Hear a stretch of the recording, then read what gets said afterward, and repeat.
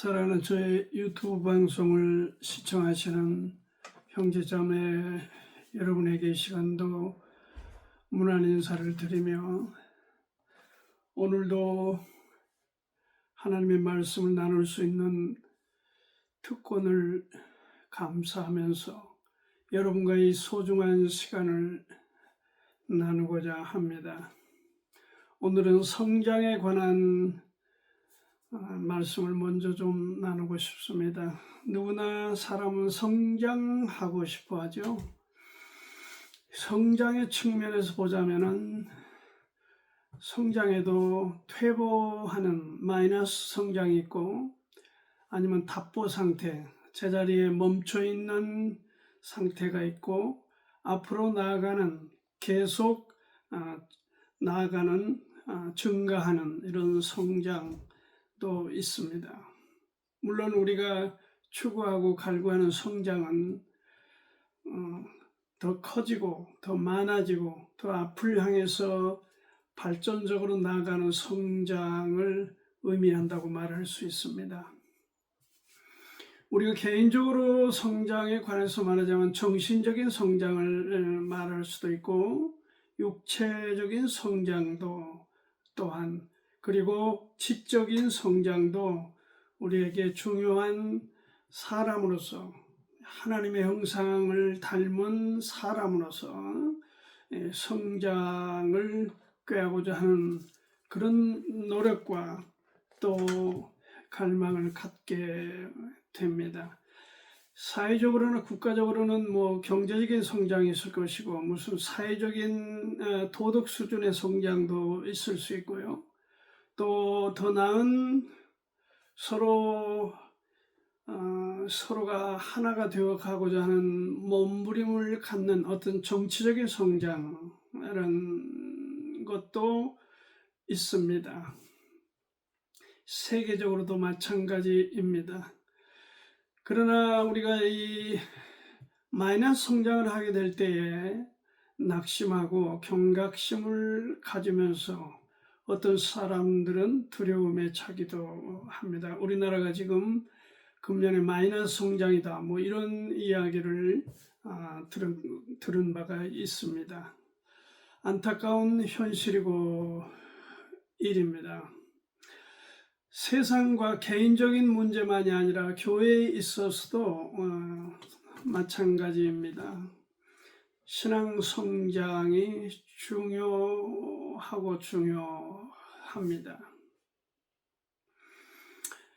어떤 그 시대별로 우리가 구별해서 보자면은 이 교회 성장을 위해서 갖가지 수단 방법을 동원하고 사람들을 동원해서 숫자적인 팽창이 성장이다 이렇게 인식이 됐던 시기가 있었습니다. 그래서 기도원 부흥이 이루어지고 기도원이 흥왕해지고 그리고 이 부흥에 전국 방방곡곡의 부흥 강사들이 휘젓고 다니면서 코미디를 하기도 하고 사람들을 동원하기 위해서 무슨 판촉물을 쓰기도 하고 무슨 지연, 학연, 무슨 연고들을 통해서 사람들을 끌어모으려고 발버둥을 치는 그런 시기가 있었죠.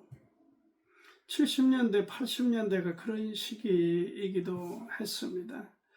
또 다 본인들 그렇게 주체적인 사람들은 이구동성으로 합니다. 교회 성장을 위해서 그런 거다. 그렇게 말을 하죠. 이것이 주춤한가 했더니 또 이제 무슨 제자 사역이 등장하면서 방방곡곡의 목사님들이 떼를 지어 다니면서 제자 사역을 외치는데 제가 한 가지 좀 우스운 것은 이게 제자 사역이라는 어떤 수단이 마치 성장, 교회 숫자적으로 비대해가는 요인인 것처럼 착각을 하고 그렇게 에너지를 낭비하는 사람들이 목사들이 너무 많았다는 것입니다. 지금은 좀 주춤하죠. 그리고 또 강의 설교가 또 그런 바람을 일으켜서 뭐 영국의 어떤 목사를 초청하고 미국의 어떤 목사를 초청하고 무슨 또 강해 설교에 강자도 모르는 한국 목사들이 등단하면서 강해 설교를 외치고 희한한 현상이 곳곳에서 발생했습니다. 여러분, 강해 설교가 무엇인 줄 아시죠? 강해 설교는 성경을 바르게 해석을 해서 청중에게 건전하게 잘 전하는, 쉽게 말해서 그것이 강해 설교입니다. 여기에 반해서 제목 설교나 주제 설교, 설교자가 멋대로 그냥 성경 한두 구절 읽어놓고 말하자면 뭐 자기 하고 싶은 얘기 하는 거죠. 뭐 자기 철학, 자기 인생관, 무슨 자기 어떤 보는 그런 것들을 쏟아내놓는 것이죠. 어떻게 보면 노가리입니다. 노가리과예요. 강의 설교가 뭔지도 모르고 강의 설교를 추천한다. 제자 사역이 뭔지도 모르고 제자 사역을 하고, 부흥이 뭔지도 모르고 뭐 부흥을 주시옵소서. 그렇게 해서 제가 철이 든 이후에 70년대, 80년대, 90년대, 2000년대 이 긴 세월들이 흘러가면서 교회들은 지금 마이너스 성장의 위기에서 허우적대고 있는 것입니다. 오늘 그래서 이 성장한데 무슨 성장이냐, 이 교회 성장, 개인적인 성장, 어떤 국가적인 성장, 세계적인 성장도 그 성장에 대해서 우리가 이 말을 하기보다도 우리가 들고 있는 성경에 관해서, 믿음의 성장에 관해서 좀 얘기를 해보고자 합니다. 그래서 한 인물의 생애를 우리가 비춰보면서 그가 어떻게 그 믿음의 성장이 이루어져 갔는가.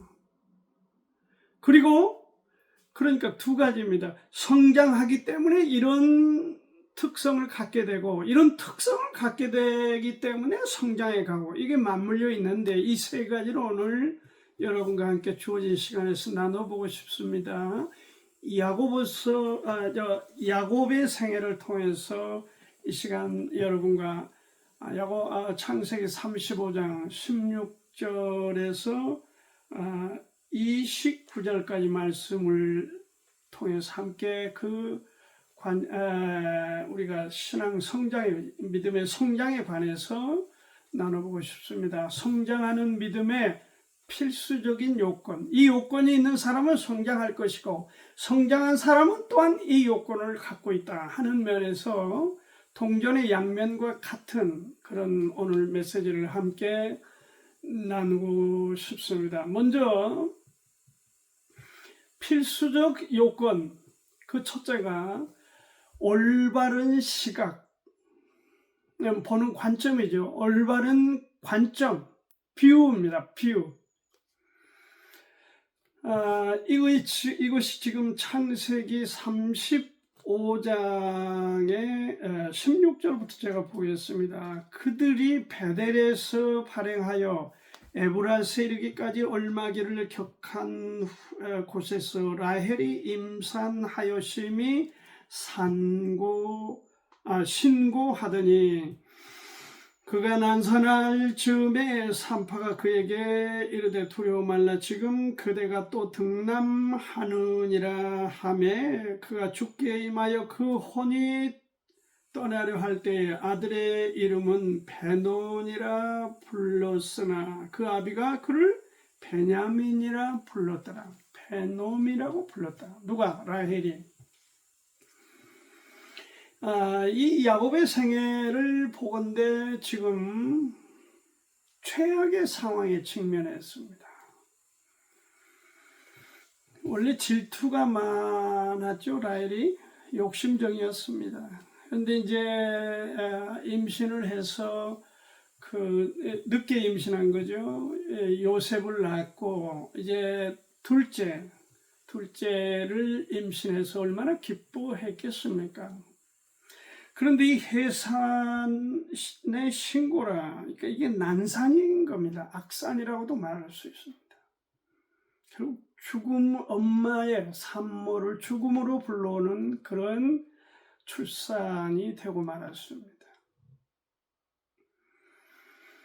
아, 여기 35장 3절부터 보면은 우리가 일어나 베델로 올라가자. 나의 환난 날에 내게 응답하시며 나의 가는 길에서 나와 함께 하신 하나님께 내가 거기서 단을 쌓으려 하노라 하며 그들이 자기 손에 있는 모든 이방 신상과 자기 귀에 있는 고리를 야곱에게 주는지 야곱이 그것들을 세겜 근처 상수리 나무 아래 묻고 그들이 발행했다. 그러니까 이 3절 하반에 보니까 베델로 올라가자 그러면서 단을 쌓다. 단을 쌓다는 게 하나님께 예배했다는 예배를 드렸다는 것이죠. 요즘에도 뭐 단을 쌓는다 그런 말을 모친들이나 나이 많은 분들은 하는 경향이 있습니다. 단을 어디다가 쌓습니까? 단은 이 원시 사회에서의 예배 행위를 말하는 것이죠. 오늘은 예배를 드리거나 예배를 하는 것이죠. 영어 선택도 잘 모르면서 교회 생활만 꾸벅꾸벅 한다고 믿음이 성장한 것은 아닙니다. 질투 많은 욕심쟁이 라헬이 지금 죽기 직전에 마지막 해산하는 그 아기 이름을 아들이라 하니까 이름을 베논이라 했는데 이것이 베논이라고 하는 게 뭡니까? 뜻이 슬픔의 아들이다. 그런 뜻입니다. 라헬은 슬픔의 인생을 살았습니다. 질투 많은 여성 라헬은 그의 생애를 보건대 너무 욕심이 많고 남편을 독차지하려는 그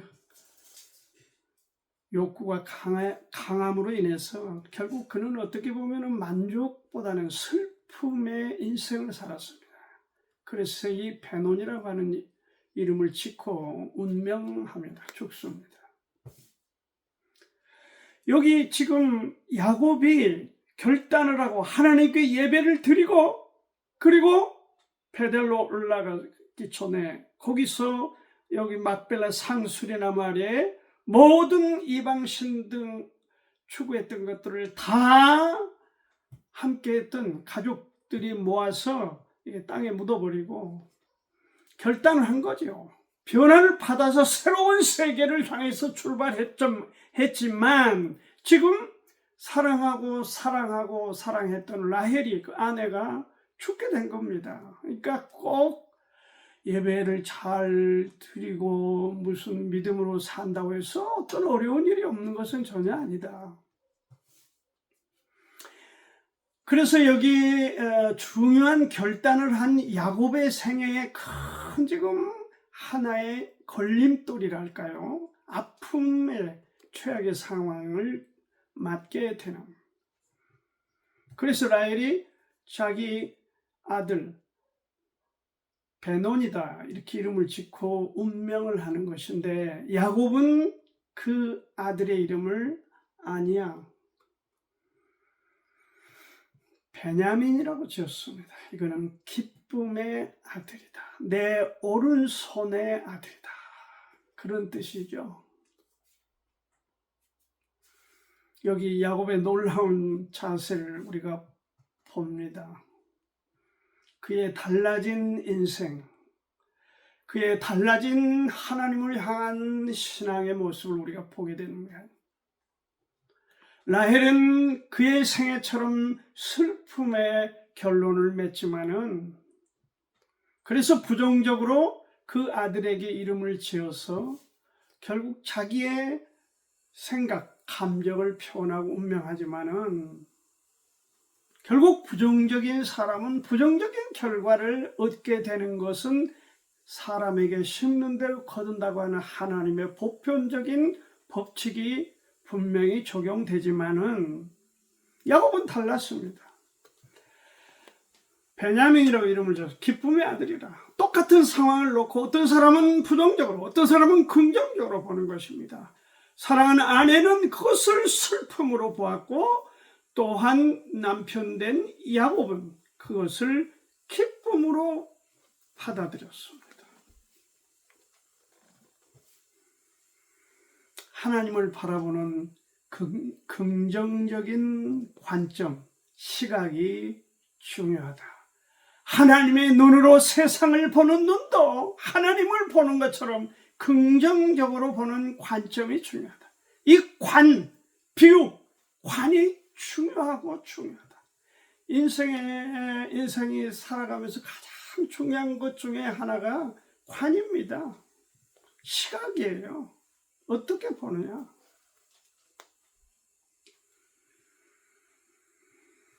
그래서 부정적인 시각을 갖고 인생을 살아간 사람, 본인이 만약 그걸 깨닫고 안다면은 주님 안에서는 바뀔 수 있다는 것도 받아들이시기를 바랍니다. 바뀌어야 됩니다. 긍정적인 관으로 바뀌어야 됩니다. 하나님의 뜻에는 항상 긍정적인 관이 있다. 데살로니가 전서 5장 16, 17, 18절이 항상 기뻐하고 쉬지 말고 기도하고 범사에 감사. 이는 그리스도 예수 안에 있는 너희를 향하신 뭐라 했습니까? 하나님의 뜻이다. 그리스도인들은 그것이 사람들 일반적인 눈으로 볼 때는 슬프거나 마땅치 않거나 어떤 간에 상관하지 말아라. 하나님의 눈으로 보아라. 그리스도 예수 안에 있는 하나님의 뜻이다. 그것은 기뻐하라. 기뻐할 일이 있어야 기뻐하죠. 그런 사람은 내버려 두어라. 나는 하나님의 뜻 기뻐하도록 그렇게 설정을 해라. 비율을 설정해라. 건강한 비율을 갖는 사람, 관을 갖는 사람이 건강하게 성장해 가는 것이고, 성장해 가는 건강한 사람이 또한 건강한 관점을 갖게 되는 것이다. 보는 관점이 건강해. 균형이 있어야 된다. 이제 눈에 보기에 좋으니까 어떤 분들이 더 많은 웃돈을 주고 해서 그 한강뷰를 조망하는 그 외 아파트, 한강변의 그 아파트들을 선호했다고 한동안 들썩들썩 했습니다. 그게 비싸죠. 또 한강이 쫙 보이고 뷰가 좋죠. 그런데 정신적으로 건강치 못한 사람이 그 한강 뷰를 돈을 많이 주고 선택을 했는데 문제가 생긴 겁니다. 강물을 바라보는 그 의식이 좋지를 않게 된 겁니다. 정신적으로 더 화를 불러와서 나중에 많은 사람들이 그걸 팔고 뒤로 가거나 다른 데로 옮겼다는 그런 얘기를 제가 보도를 통해서 보았습니다. 여러분, 우리 눈에 보이는 세계에 관한 얘기를, 물론 그것도 중요합니다. 그러나 그걸 말씀드리고 있는 게 아닙니다. 보이지 아니하지만 하나님께서 우리에게 제시한 건강한 신앙관, 믿음관, 성경관, 그것을 갖는 것이 성장해 가는 믿음을 바르게 세워주는 것이다. 믿음 성장에 바르게 우리에게 안내자가 되는 것이다. 그러므로 관이 건강해야 됩니다. 여러분, 지금 우리나라 심각한 문제들 곳곳에서 터지고 있습니다. 건강치 못한 경제관, 건강치 못한 사회관, 건강치 못한 교회관, 건강치 못한 정치관, 나라를 망치고 있습니다. 그것이 뭡니까? 우리나라는 민주주의입니다. 민주주의 나라예요. 민주주의라는 게 뭐죠? 국민이 중요한 주인이다. 민주 아닙니까? 민주, 백성민, 주인주, 백성이, 국민이, 시민이 주인이다. 그거 아닙니까? 민주주의가. 그게 헌법 1조 1항과 2항 아닙니까? 관이 건강치 못하면 어떤 지도자가 주인인 것으로 착각한 것입니다. 무슨 헌법재판소 주인은 헌법재판관이고 법원의 구성원들은 판사들이고 뭐 검찰청 주인은 판사들이고 뭐 어디 국회 주인은 국회의원이고 어떤 분이 그런 얘기를 해서 제가 웃었는데요. 대한민국의 모든 구조적인 최정상에는 국민이 주인이다. 그 자리 잡아야 됩니다. 독재화해 가려고 하니까 국민들이 저항하는 것입니다. 독재 나라가 뭡니까? 민주주의를 우습게 하는 거예요. 지도자를 추앙한 거예요. 시진핑을 추앙하고 김정은이를 추앙하고 푸틴을 추앙하고 그 사람들은 우리처럼 자유롭게 국민의 의도로 살아가는 사람들이 아닙니다. 관이 건강, 성경관이 중요합니다. 믿음관이 중요합니다.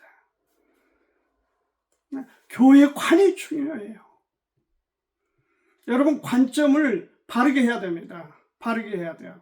그래서 성경을 바르게 해석하고 믿음을 갖는, 그래서 건강히 성장해 갈 수 있는 그런 교회, 그런 목사님을 만나는 게 중요하고 우리도 국가의 지도자도 그런 사람을 만나는 게 중요하다. 강조의 말씀을 드립니다.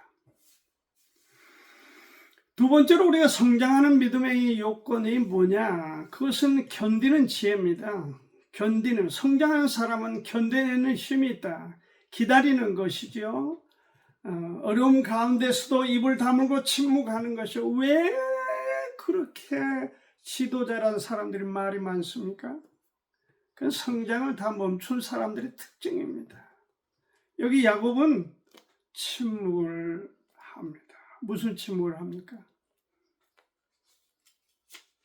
예상치 못한 일이 터졌어요.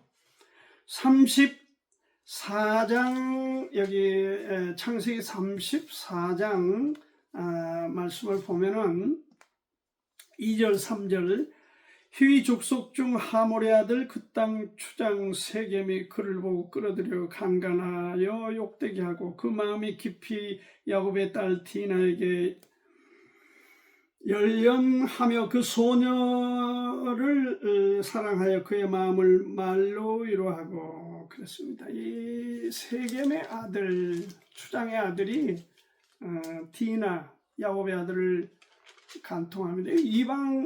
그때 유대인들은 이방 사람에 대해서 좋지 않게 생각할 때죠. 낮춰 생각할 때죠.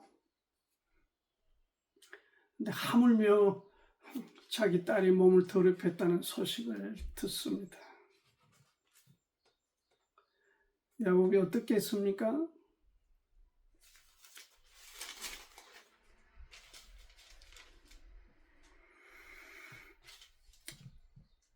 야곱이 그 딸 디나를 그가 더럽혔다함을 들었으나 자기 아들들이 들에서 목축함으로 그들의 돌아오기까지 잠잠하였고 그 고통의 소식을 듣고 속으로 새겼다는 걸 잠잠했다. 침묵했다. 기다렸다. 또 사건이 하나 터집니다. 35장 22절에 보니까 레아의 소생은 야곱의 장자 루벤과 그 다음 시몬과 레위와 유다와 이사갈과 스불론이요 라헬의 소생은 요셉과 베냐민인데 여기 라헬의 여종 비라의 소생, 이 비라를 루벤이 취한 거죠. 기가 막힐 일이 벌어진 거죠. 계모죠.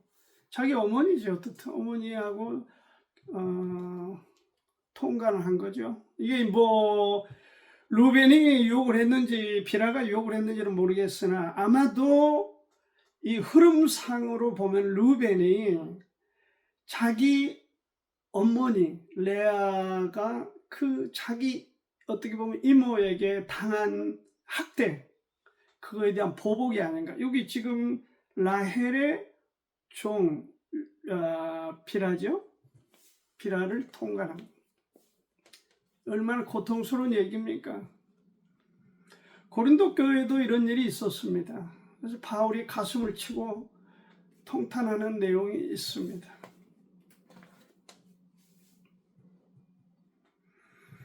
여러분, 야곱의 고통이 헤아려집니까? 자기 딸이 이방인 추장 아들한테 몸을 망치질 않나. 자기 와이프가 지금 이미 아들도 둘씩이나 나 있는데 비록 서모지만은 큰아들이란 놈이, 큰 놈이 침상을 더럽히는 일이 발생하죠. 기가 막힐 일입니다. 여러분, 이런 일이 주변에라도 있다든지 얼마나 쇼킹하고 충격적입니까? 그러나 야곱은 자제를 합니다. 감정 대응을 하지 않습니다. 왜? 그는 이미 많은 성장한 신앙을 갖고 있기 때문에 그렇습니다. 믿음으로 견뎌나간 것을 보게 됩니다.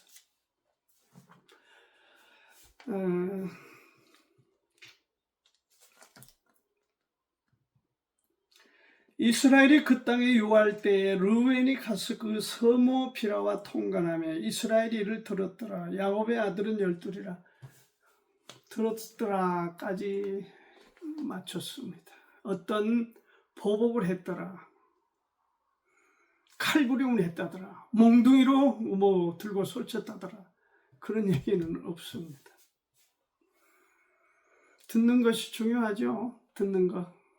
그리고 소화를 해내는 것이 중요합니다. 듣는 것이 모든 문제의 해결이다.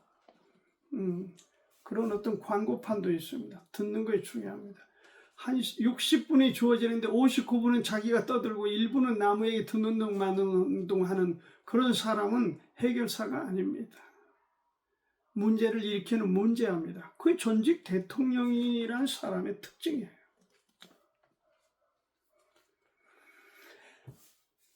야곱은 믿음으로 견디어 갔습니다. 자신의 때가 왔을 때에, 그러나 분명히 야곱은 이 상황을 정리를 합니다. 그게 창세기 49장에 나와 있습니다. 3절 봅니다. 창세기 40. 루벤아, 너는 내 장자요, 나의 능력이요, 나의 기력의 시작이라. 유광이 초등하고 권능이 탁월하도다마는 물의 끓음 같았은즉 너는 탁월치 못하리니 네가 아비의 침상에 올라 더럽혔음이로다. 그가 내 침상에 올랐었도다.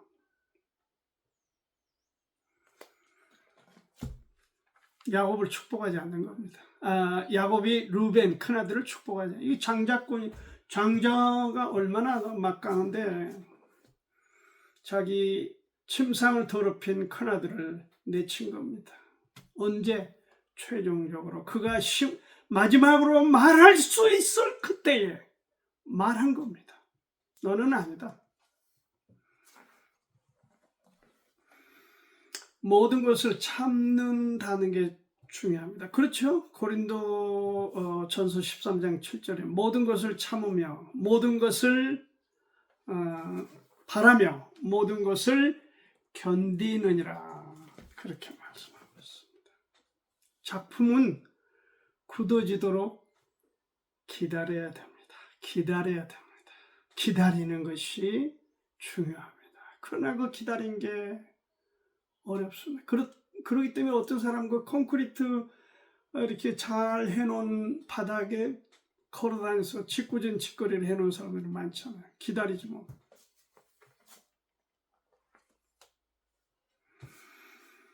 인내라고 하는 게 히포모네라고 하는 이 명사인데 이게 히포메노에서 유래된 단어입니다. 원래 인내라고 하는 것은 경고하다, 그런 뜻입니다. 확고부동하다. 다르게 설명을 하자면 뾰족한 칼끝으로 내 심장을 누르는 고통 중에 대해서도 흔들림이 없다. 견고하다. 그게 인내입니다. 성숙한 사람들은 인내심이 좋습니다.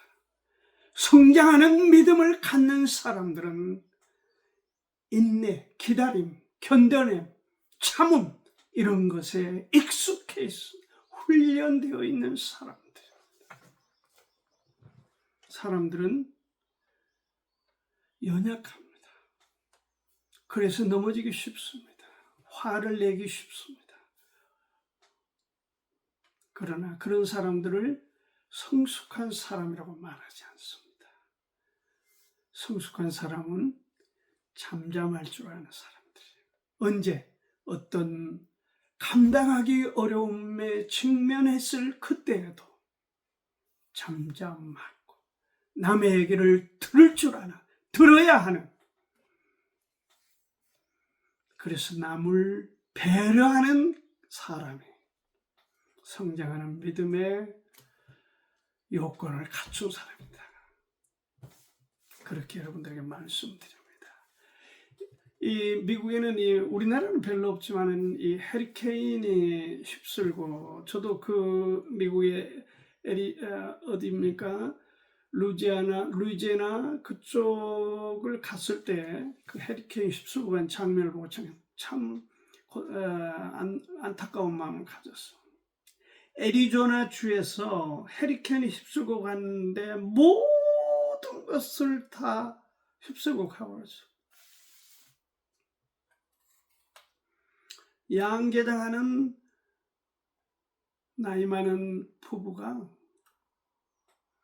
너무 허탈하여 낙심 중에 땅을 치며 통곡을 하고 있었어요.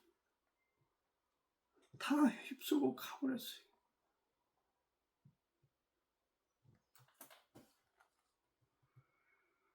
낙심이 되죠. 이쯤 되면은 살 소망이 끊긴 것 같죠. 어떻게 이루어서겠까? 그런데 저 한쪽 구석에서 만신창이가 되고 벼슬이 찢어지고 막 그냥 만신창이가 된 수탉 한 마리가 꾹꾹꾹 하고 나온 겁니다. 그때 이 농부 부부가 그 닭을 보고 감격의 눈물로 바뀌면서 다시 일어서 하나님이 주신 우리 가운데 많은 것들 중에 세밀한 음성, 세밀한 곳을 찾아보십시다. 아무리 천지가 무너지고 살 소망이 끊어져도 거기에 분명히 우리 가운데 어떤 메시지를 하나님은 주신다는 것을 이 시간 말씀을 드립니다. 마지막 한 가지 더 말씀을 드립니다. 그것은 자신을 부인할 줄 아는 그런 요건이 필요하다. 성장하는 믿음의 필수 요건, 올바른 시각, 관점이 중요하다. 그리고 기다림, 침묵, 견뎌냄 이런 것이 중요하다. 그리고 자신을 부인하는 것이 중요하다. 이삭이 헤브론에서 죽습니다. 35장 29절에 보니까 이삭이 나이 많고 늙어 기운이 지나며 죽어 자기 열조에게로 돌아가니 그 아들 에서와 야곱이 그를 장사했더라. 여기 에서 이름이 등장합니다. 에서와 야곱은 껄끄러운 사이죠. 지금 형제가 아니지만 자기 형이지만은 야곱이 지금 12년 동안을 이삭을 자기 조상 묘가 있는 그곳에 가까운 데서 모시고 살았습니다. 근데 이제 운명해서 이삭이 죽었습니다. 그리고 껄끄러운 형 에서와 이 문제를 여기 어떻게 말해요? 그 아들 에서와 야곱이 그를 장사했다. 에서와 야곱 상당히 물과 기름처럼 이렇게 함께하기 어려운 관계였지만은 아버지 장례를 기점으로 서로 화합하는 모습을 보게 되는 것입니다. 야곱이 자기를 비운 것이죠. 부인한 것이죠. 불편함에 대해서 내려놓은 것입니다. 어떻게 보면 하나님이 주신 기회입니다. 하나님께서 이삭을 취하여 가심으로 형제간에 다시 화목함이 시작됐다. 두 아들이 악수를 했다. 화합을 했다. 그것은 야곱의 결단이 여기 스며들어 있습니다. 야곱은 자신을 비우고 형과 협력했고, 성이 나아졌습니다. 이 성장의 가장 큰 장애물이 뭡니까? 자기 고집이에요. 자기 고집, 자기 주장. 그걸 우리는 꼴통이라고 그러거든요. 꼴통이라고 해요. 정말 꼴통들이 많아요.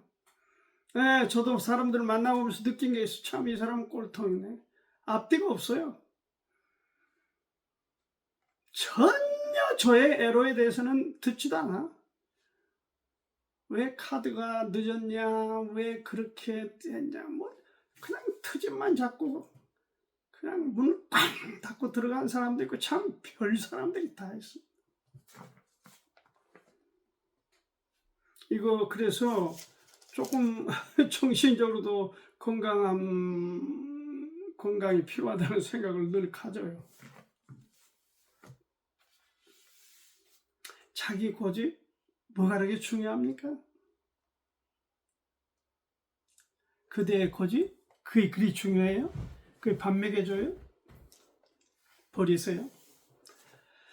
가장 큰 장애물 고집, 자기의. 이 자수성 가는 사람들에게 더 짙은 냄새가 납니다. 자기의. 자기가 뭐 최고인 줄 알아요. 주님이 말씀하셨습니다. 아무든지 나를 따라오려거든 자기를 부인하고 자기 십자가를 지고 나를 좇을 거다. 자기를 부인하지 않는데 무슨 그 다음 얘기를 합니까? 얘기가 안 되죠. 그런 사람은 오래 얘기할 필요도 없습니다. 먹히지도 않아요. 사람들이요, 과속 단속을 이제 곳곳에 카메라를 세워놓고 하니까 무슨 짓을 합니까? 아크릴로 그 앞을 번호판을 가리고 또 마음대로 달려요. 뭐 150, 어떤 사람 180까지 달려요. 기가 막히네. 자기를 법을 지키려 하는 게 아니라 그냥 법과 뭐 다른 사람은 상관없이 자기 의도대로, 자기 고집대로 그냥 사람대로 살아가겠다. 불쌍하죠. 좋아 보이지 않죠? 네, 마찬가지. 여기 에서와 야곱이 화합을 하는데 거기 결정적인 부분은 12년 동안을 아버지를 늦게 모시면서 여기 형을 맞이해서 자기를 내려놓은 겁니다. 형을 존중히 여기는 겁니다. 성장해야 됩니다. 저의 유튜브 방송을 시청하는 여러분, 정말 우리가 성장해야 됩니다. 성장하는 눈으로 보지 않으면 이 세상은 살만한 곳이 못 됩니다. 성장해야 됩니다. 우리가 간절함을 가져야 됩니다. 자기 부인이 이루어져야 됩니다. 제가 좀 됐습니다. 현역에 목회할 때에 이 존 메가더 목사님이 한국에 오셨어요. 미국에서도 유명하지만 세계적으로 유명한 분이죠. 저도 그분의 써놓은 책도 거의 다 많이 읽었습니다만은 어떻든 훌륭한 목회자다. 제가 이렇게 가까이서 뵈면서 그런 생각을 했습니다. 한 성도가 존 메가더 목사 설교가 딱 끝나고 나니까 나와서 악수를 하면서 목사님 5년 전 설교하고 달라졌어요. 그 이유가 뭐죠? 왜 다른 설교를 하죠? 그러고 따져 묻는 거예요. 설교를 해보신 목사님들은 너무 잘 알겠지만 이게 설교 딱 하고 내려와서 뭔가 이런 태클을 걸면은 땀나죠.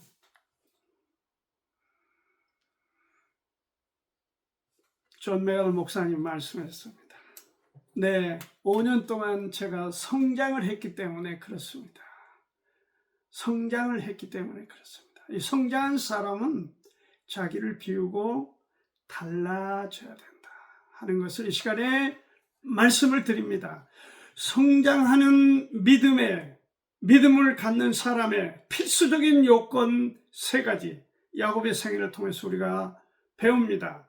올바른 관점, 견뎌내는 힘, 그리고 자기를 비우는, 자기를 부인하는 자기 부인, 세 가지를 우리가 갖춘다면 우리는 성장해 갈 수 있고 무한대로 성장해 갈 수 있고 항상 기뻐하라, 하나님의 뜻을 이루는 축복의 대열에 설 수 있다 하는 것을 야곱의 생애를 통해서 오늘 함께 나누었습니다. 감사합니다.